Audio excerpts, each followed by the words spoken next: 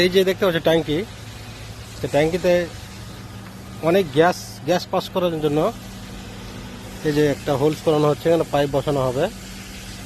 ঠিক আছে, দুটো লাইন হয়ে গেছে।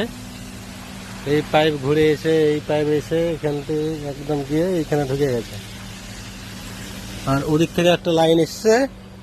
তো ট্যাঙ্কি পুরো লোড, পানিতে পুরো লোড হয়ে গেছে, বুঝলে? এই যে পানি, ঠিক আছে, পানি দেখা যাচ্ছে এই যে। তো কোম্পানির পয়সা ভাই, পানি যাওয়ার কোনো রাস্তা নাই। তো এক সপ্তাহে তো ট্যাঙ্কি লোড হয়ে যাবে, যতটা লোক আছে, বুঝতে পেরেছো? এক সপ্তাহে ট্যাঙ্কি লোড হয়ে যাবে।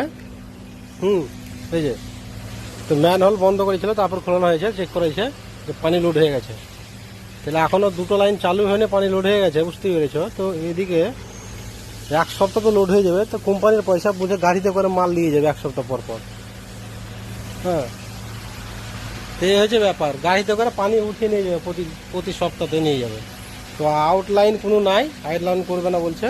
হ্যাঁ, পাশে ড্রেন আছে কিন্তু করবে না আউটলাইন।